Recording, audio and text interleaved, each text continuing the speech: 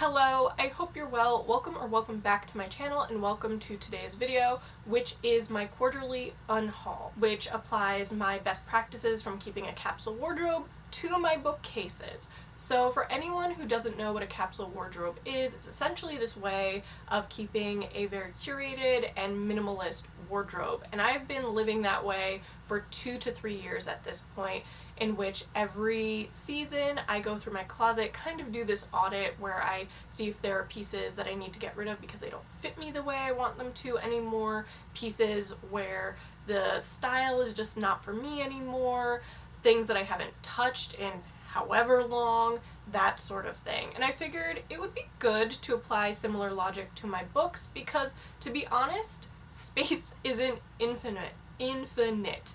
I live with my parents while I've been working to pay off $100K in student loan debt and also to save a house, which, fingers crossed, I will be buying in 2022. But I don't have a lot of space for books, and I buy books all the time. Book bans don't work for me, so basically I need to do this in order to make room for new books that keep coming in as I read other ones. So that's what we're going to be doing today. I'm going to be talking through quite a big stack of books that I've decided to unhaul, books that I read and maybe didn't enjoy, books that I read but maybe didn't enjoy it enough to warrant a reread in the future, and also doing some soul searching with a couple of books that have been collecting dust on my shelf and really deciding whether it's because I just haven't had the time to get to it or it's a case of maybe the subject matter doesn't interest me anymore. So that's what we're going to do today. We're going to dive right in, but if you're interested in seeing my Q1 video, I will put it in the cards for you.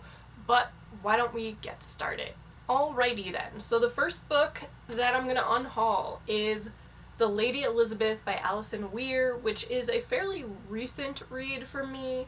It is historical fiction. It's on Queen Elizabeth before she's queen, so basically from her childhood around the time that her mother Anne Boleyn is beheaded to just about when she ascends to the throne in England. It was okay, but I wasn't blown away by the writing, essentially. I didn't particularly like some of the creative license that Alison Weir took with history, and I can't say exactly what because it would be a massive spoiler, but I didn't like it. I also didn't like the fact that for a good chunk of the book she's a fairly young child, and the voice of the character just seemed far too precocious, even for a young Elizabeth who was said to be particularly precocious.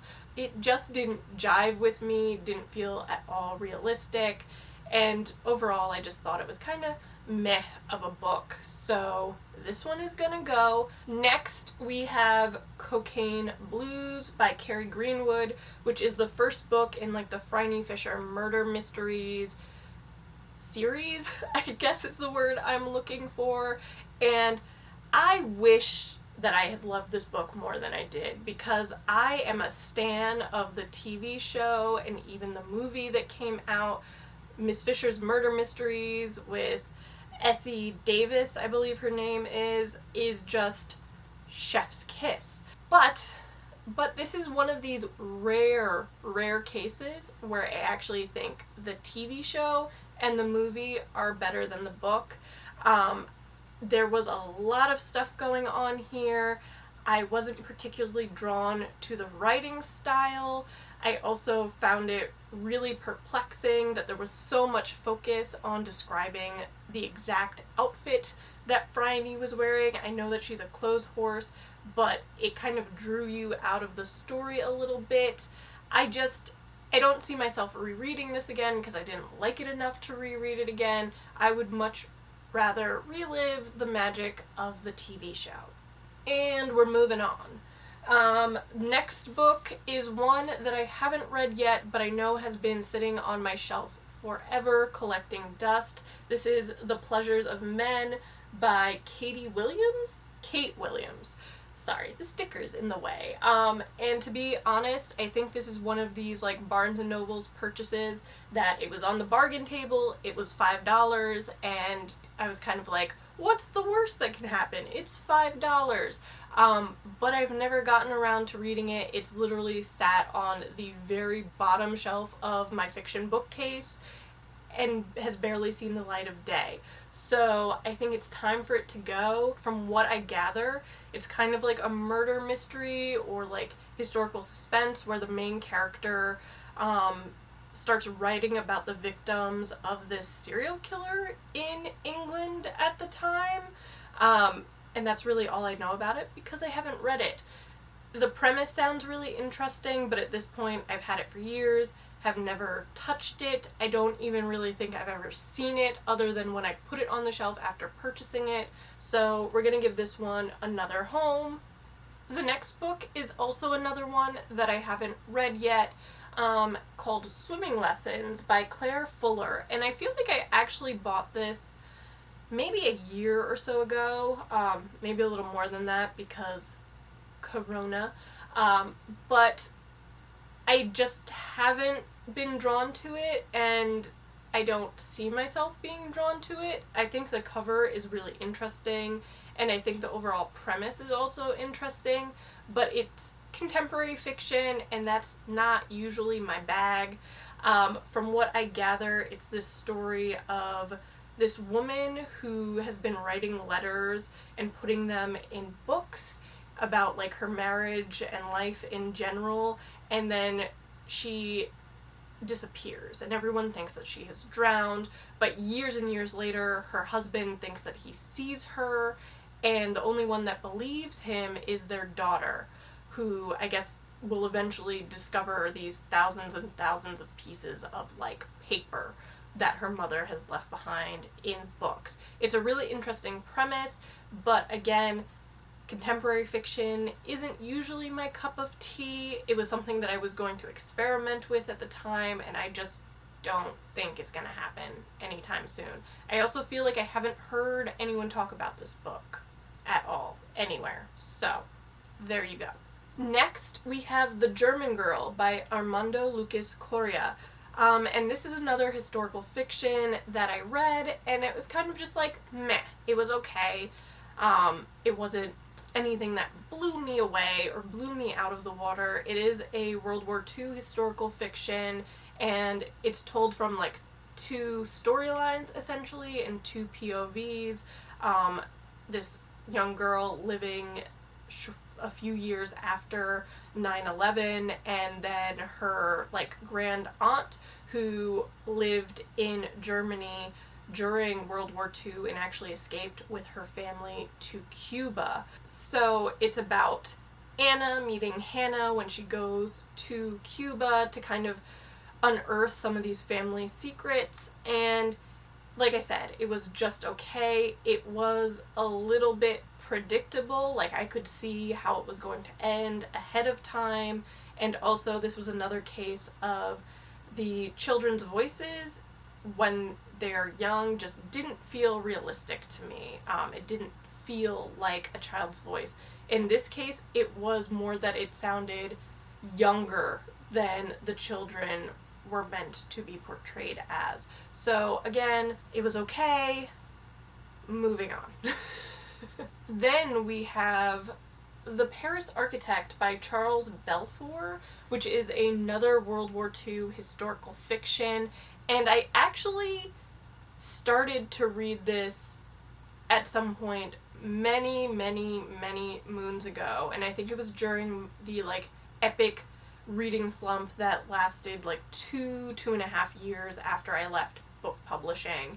And I didn't get very far into it. I think I got like maybe 60 to 75 pages, and I put it down and never picked it up again, never felt so inclined. As I mentioned, it is a World War II historical fiction set in Paris, obviously, but I believe the premise of it is that this architect ends up being involved in the construction of these hiding places for Jewish individuals in Paris so that they can escape like the Vichy government and the Nazis who've invaded France. But as interesting as that premise does genuinely sound to me, I don't see myself restarting this book I don't see myself really gravitating towards it. I'm really selective about my World War II historical fiction at this point because I'm looking for stories and perspectives that are different than kind of the norm, so I do think that this one is going to go. Next, we have Freshwater by Akwaeke Emezi, I believe is how their name is pronounced. And I read this, I want to say last summer, and it was really, really interesting, and I loved the trans representation here, but it's a very strange book. Like, it's not very straightforward, and it's not really meant to be, but the character of Ada has like these almost mythical or spiritual guides that kind of talk to her almost in the same way that the sort of Christian like angel and devil on the shoulder might speak to someone, and it's really somewhat of a coming of age story, I would argue. The writing style is very unique, very different, but it is mystifying. Like, it's definitely not straightforward at all. I read this and also listened to the audiobook at the same time, and it is narrated by the author, which I thought was beautifully done, but I just don't see myself trying to reread this again. I think I might try something else by Akwaeke Emezi in the future, but again, like I said, I don't think that I would read this for a second time. The next book is Hijab Red Lipstick by Yousra Imran, which I actually read for my work book club for, I think it was Arab American Heritage Month, which I believe was April. I'm pretty sure it was April. And I had really high hopes for this book, but in the end, like, this was probably one of my least favorite reads of 2021 to date. It just fell flat to me. The characters were very, very two-dimensional. They were basically the good characters or the bad characters, and there was very little gray, and they just kind of felt Mary Sue-ish, if anyone knows that term. So it is a YA title, which is not usually something I am drawn to, but it's about this British Muslim girl who ends up moving from England to the Gulf when her father, I think, gets a job there, and he's already pretty conservative to start with, but kind of under the influence of the very conservative and patriarchal society in the Gulf, he becomes even more extreme, and so the character is really struggling with the restrictions put on her movement and her decision making that she's able to do, because this is a guardianship system where, like, when she graduates from college, she has to actually have permission from her father to work, and she's not allowed to date, and like her father has opinions on her makeup and what she's wearing and how she's wearing it and who she's consorting with, all this sort of thing. And there was so much that I thought would be so interesting in this story, but it really just fell flat. I feel like the whole story was essentially about her dating life. She goes through quite a bit, and there is sexual harassment and sexual assault present in this book as well, not just with her characters, but others as well. It's just a case of, like, really, it didn't explore much beyond the bounds of her desire to date and meet men. It just wasn't really well written, in my opinion. Also, as an FYI, I think this book is only available in the UK, which I didn't know when it was picked for the book club, so I actually had to order it from Blackwell's. So if you're someone from the US, this isn't a book that is readily available. Next, we have The Shadow King by Maza Mengistu, and this book I'm parting with reluctantly, I would have to say, because I did really, really enjoy it and think that it is a breathtaking story. I just don't know that I would ever reread it. Maybe I would reread it as an audiobook for a slightly different experience, but I don't know about actually reading the hardcover again. So that's part of why I'm parting ways with it. The book is set in Ethiopia during Mussolini's invasion, so just before the start of World War II, which I thought was a really unique setting, and I'd never read anything about this campaign and hadn't really heard of it before, to be quite honest. So I was really drawn to the story, but it's essentially about the women in Ethiopia who band together with the men to create this sort of resistance army against the Italians, who have them outgunned and have sort of technology on their side as well. So Hiru, the main character, finds a way to kind of boost morale among the Ethiopians when they learn that their emperor has fled Ethiopia, like just left them high and dry, totally abandoned, where she creates a shadow king. They dress up a peasant and parade him around as their emperor, and she becomes one of his guards.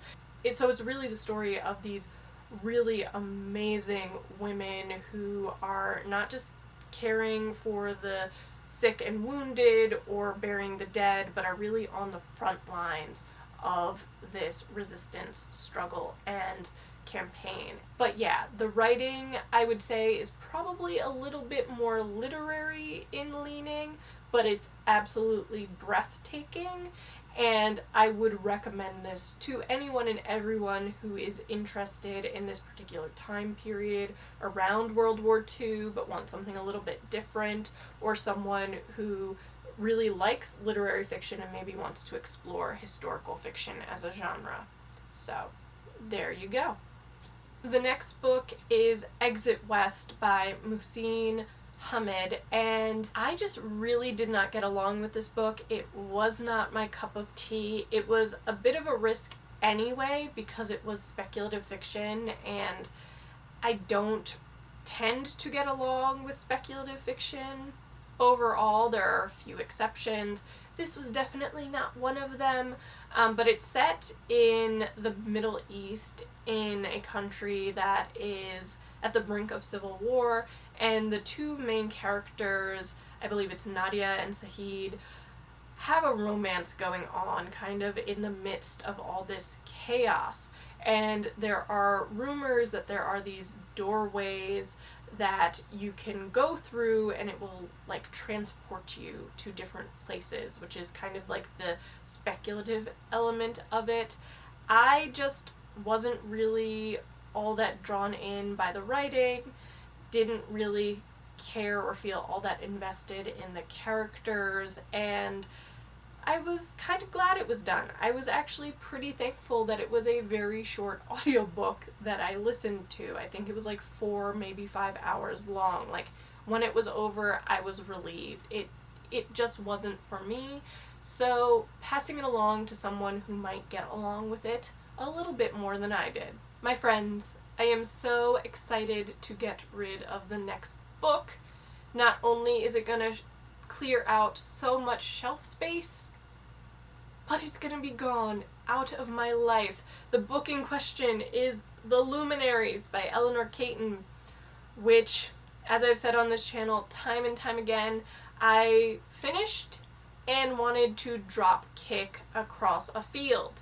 I am being more kind to it and going to donate it instead, but yeah, this was a book that I just really didn't enjoy reading all that much. I gave it a 3-star rating or review, whatever you want to call it, and the more I think about it is the more that was probably a little bit too kind. I really did not enjoy this reading experience. It took me like 2 full weeks to get through. But yeah, this is one of these books that I've had on my shelf forever. I've always said that I was going to read, have literally had it since it won the Man Booker Prize, because I think that was part of the impetus behind me purchasing it, but I just didn't really enjoy it. I felt like this was one of those like literary fiction type of books that makes people feel that they aren't smart enough to read literary fiction, and I find that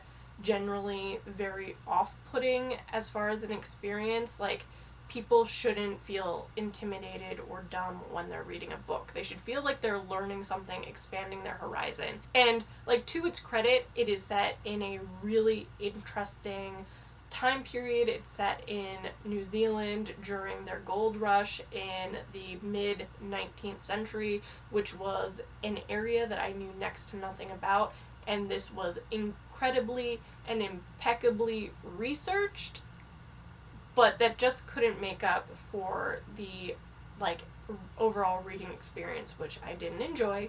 So this is gonna go, and as I said, it's going to free up so much shelf space. Why can't I talk? It is going to free up so much shelf space because the book is massive. So this is gonna go as soon as I take out all of the flags of all of the things I had noted. But yeah, I gave it 3 stars, probably a little bit generously, considering how happy I am to have this book out of my life. Next, we have a short story collection, How to Love a Jamaican by Alexia Arthur, which I was really drawn to because my father's family is Jamaican, and this seemed to be a short story collection that was about Jamaicans in Jamaica as well as diasporic Jamaicans living in the United States, and that is something that I could feasibly relate to because it is the experience of my grandparents, my parents, and, like, just the cultural connection there I thought would make this book really special and a really interesting reading experience for me. And maybe it's a me thing because I'm not someone who tends to read a lot of short stories or essays.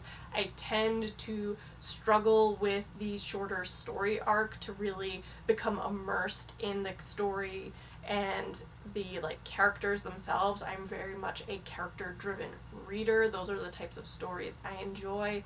But whatever the case may be, this was just an okay short story collection to me.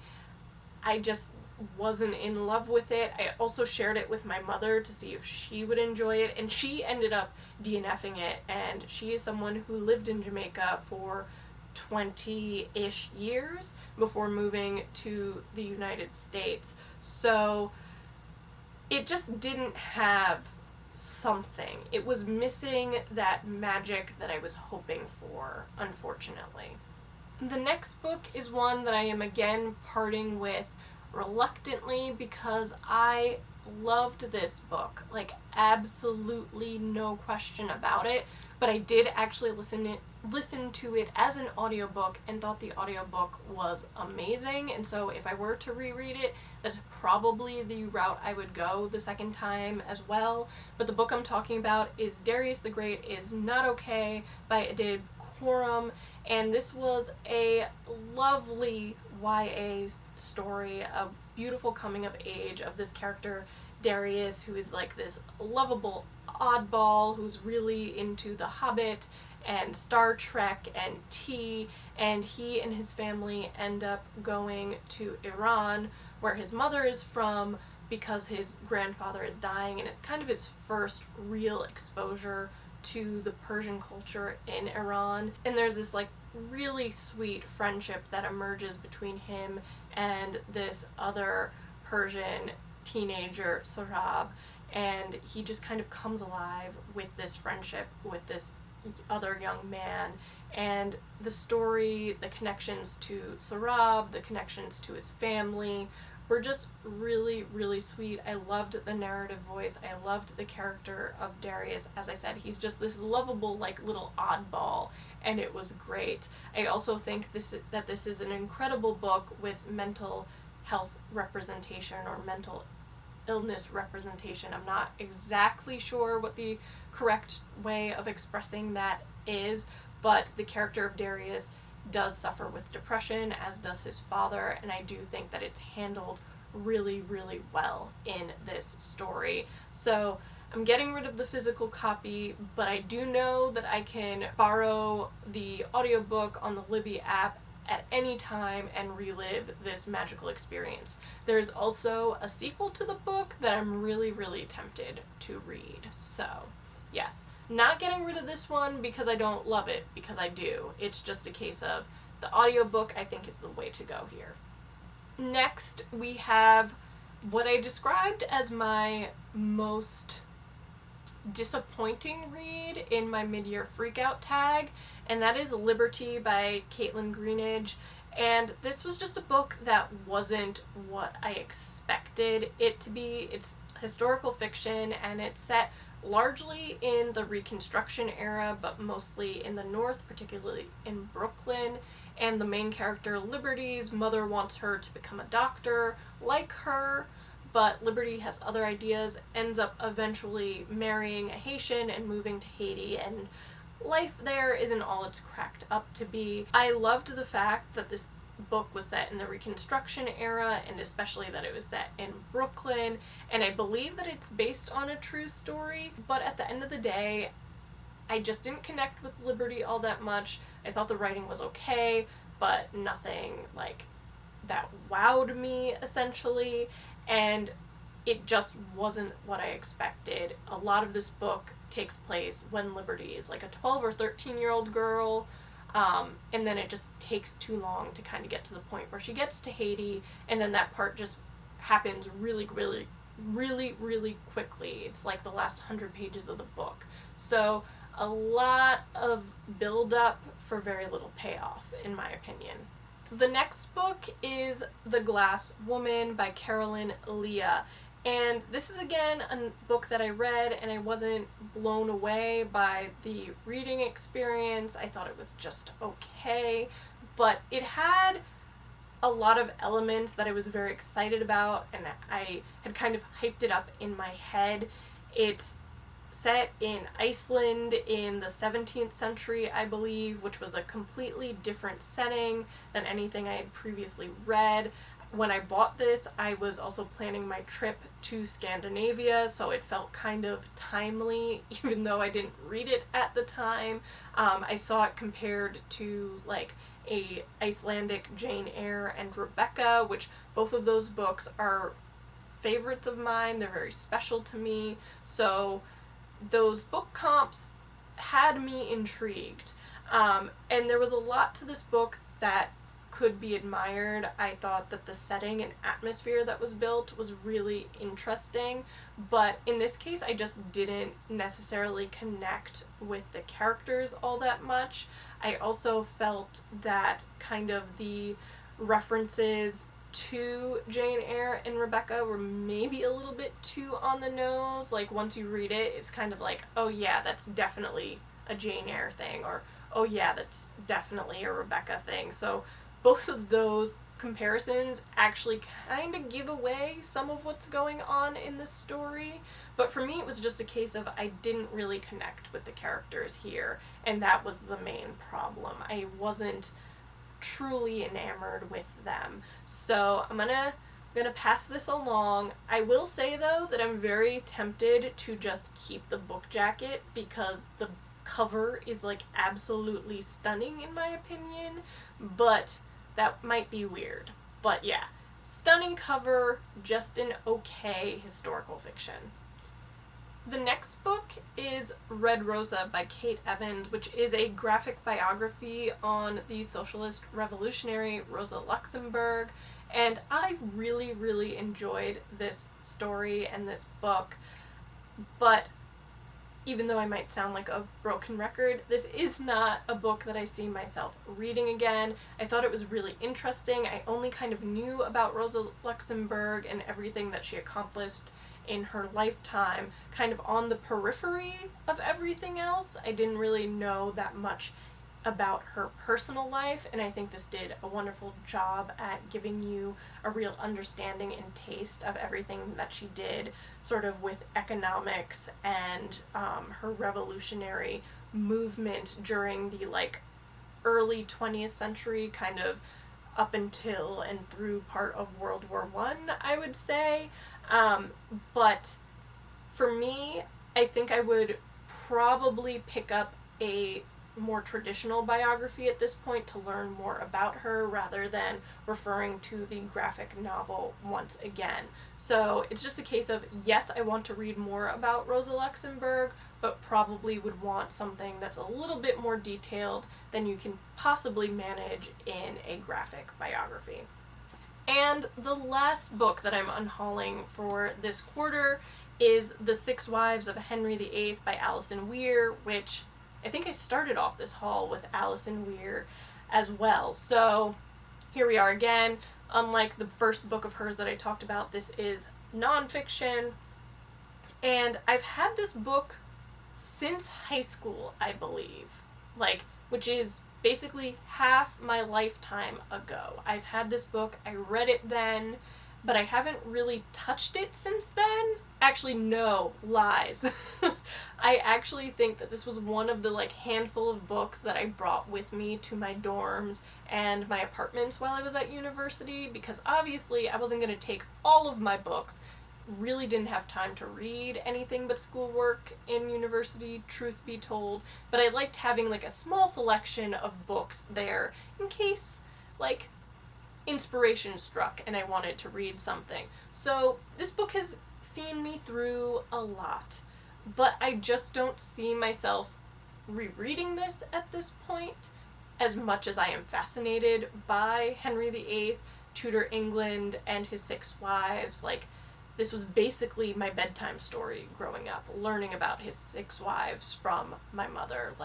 Divorced, beheaded, died, divorced, beheaded, survived. That little thing, it's forever ingrained in my brain. But like I said, don't see myself rereading this. It's just really sitting on my shelf collecting dust. This was not an easy decision. It was more a case of Brittany, are you really ever gonna try to reread this thing? Probably not. I probably would read someone else's take on it, read biographies on the individual wives themselves, something that would give me more depth than this did. And also, I want to say that this is quite old at this point. How old is this book? Yeah, I mean, this was published 30 years ago, so I do feel like there are other books out there now with probably more contemporary understandings, maybe some new insights that we didn't have 30 years ago to this history. So yeah, those are the books that I am unhauling this quarter. It's quite a nice, healthy little stack at my feet right now. Just as an FYI, I don't throw out books. So I basically consider that sacrilege. So what I'll do is first let my relatives rummage through the books, see if anything is of interest to them, and if not, I will donate the lion's share of the books. Or if I'm not too lazy, I might look around, see if any of the local or relatively local secondhand bookstores are buying back books at this time and might sell a few of them back. But essentially, all of these books will find new homes and be well loved. But that's it for today. I hope you enjoyed this video, and if you did, be sure to give it a thumbs up, comment, and subscribe, and I will see you next time.